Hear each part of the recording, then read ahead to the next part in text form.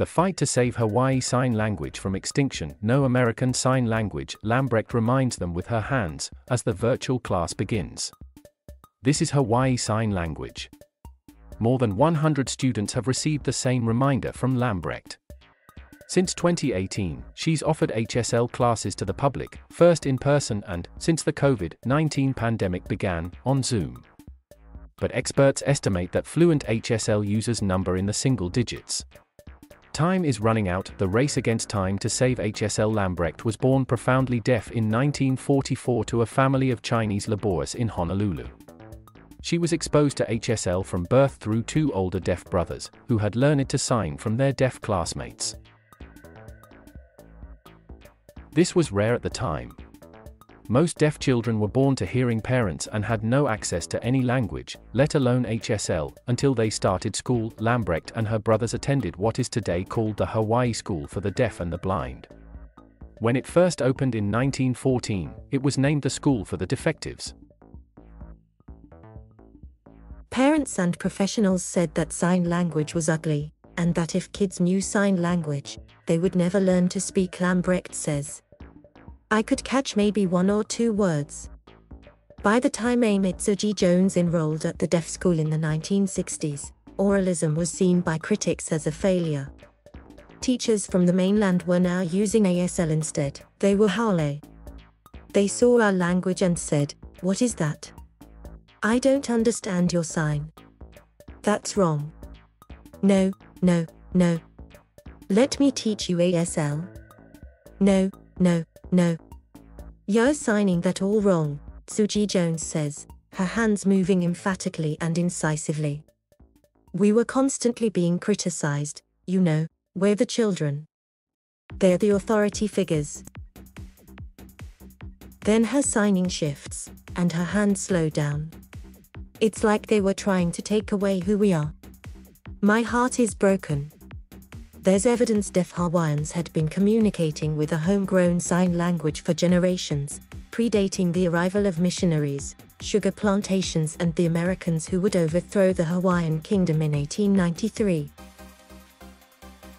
But linguists didn't officially document the language until 2013, when research by the University of Hawaii found HSL to be a language isolate, born and bred on the Hawaiian Islands with no outside influence.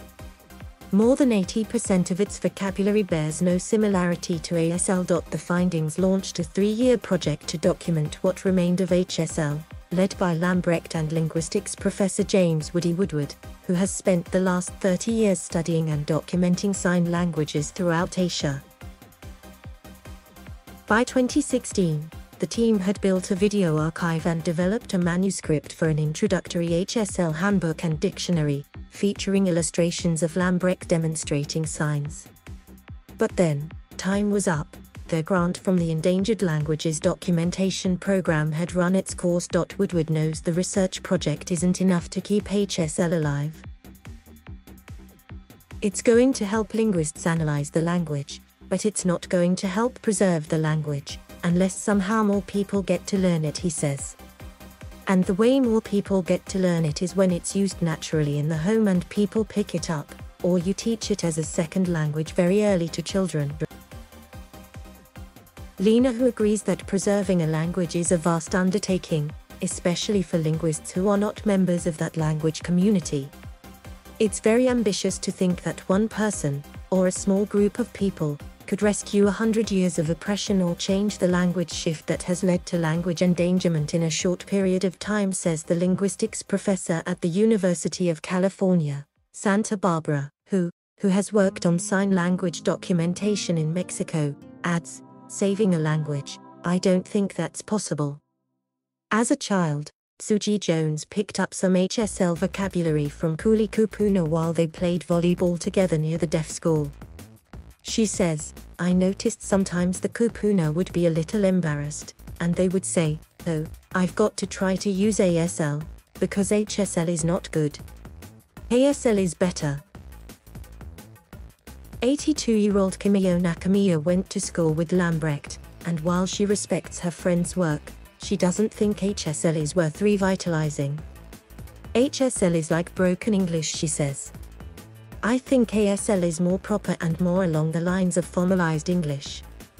Emily Jo Noskis, a PhD candidate in linguistics at the University of Hawaii, says she's often encountered this sentiment while interviewing HSL users. But it's a misconception that sign languages are tactile versions of spoken or written languages. HSL has no linguistic relationship to Hawaiian, just as ASL and English are distinct and separate.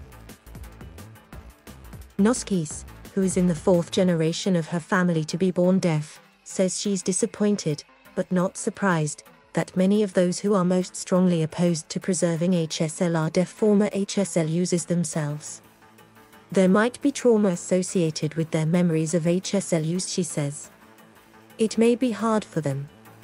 They may want to forget it. So, why carry on? There's always hope, Woodward says. It's part of what linguists do. For Nikki Kipo'o, preserving HSL means more than saving a language. It means safeguarding a cultural identity for her younger child Caleb Laikekua, 9, who was born severely deaf. Kipo'o has always wanted her two kids to be grounded in their native Hawaiian roots. When Caleb was born, his older sister was already enrolled in a Hawaiian language immersion school. Kipo'o studied the language, too, and mother and daughter now speak Hawaiian at home. I would love for that to be the same for my son, Kipo'o says.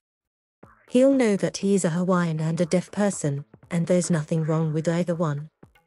Caleb is a student at HSDB, attending classes in ASL and English in the very spaces that were once filled with children secretly teaching each other HSL. Kipo'o dreams of sending Caleb to an HSL immersion school one day. She's been speaking with a teacher at her daughter's school who would like to develop an HSL immersion curriculum. But as the generations get older, and as we have more of the American influence, I'm not too sure how many deaf Hawaiians actually are available to create the materials we need to train our children, Kipo'o says. It scares me a lot, actually. Lambrecht feels the urgency, too. Because of the pandemic, she hasn't been able to make progress on her goal of getting HSL classes into schools. But she hopes to do so next spring. Hawaii means everything to her, Lambrecht says. Its culture, communities and ancestral knowledge form a core part of her identity, and a vital piece of what she wants to pass on to the coming generations through HSL, just as her brothers did for her.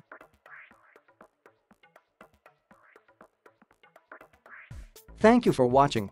Please subscribe